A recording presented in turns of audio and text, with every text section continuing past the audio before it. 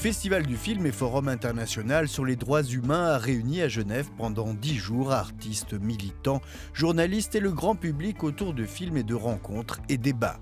Le Grand Prix de la fiction a été remis à 2 films, Freda de l'haïtienne Jessica Généus et Vera, Dreams of the Sea de la Kosovare Kaltrina Krasniqi.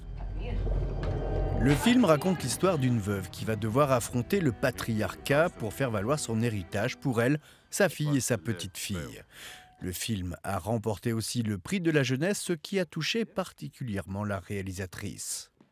Quand vous faites un film, vous pensez aux différents publics, bien sûr, et vous vous dites que les questions que vous abordez résonneront auprès des gens d'un certain âge. Mais obtenir ce prix de la jeunesse, cela a signifié beaucoup pour moi, parce que cela veut dire que l'histoire de mon personnage trouve un écho auprès d'autres générations également. Le public jeune a aussi récompensé un documentaire qui avait été montré à Cannes, Invisible démon, qui montre combien la ville de New Delhi et ses habitants les plus pauvres sont en train de mourir à cause de la pollution et du dérèglement climatique. Un film choc.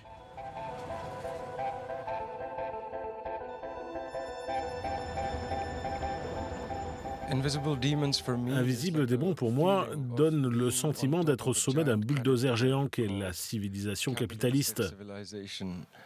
Et ce sont des montagnes russes qui ne s'arrêtent jamais.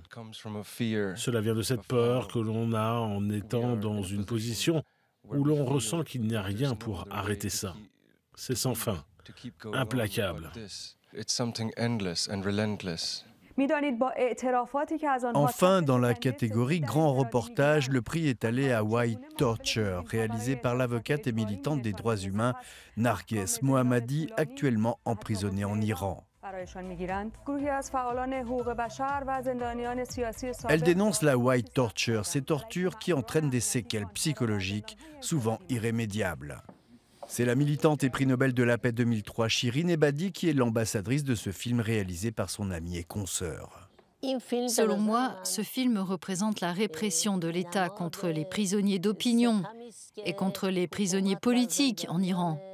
Mais cela représente en même temps la résistance, parce que la répression continue, mais la résistance du peuple continue également.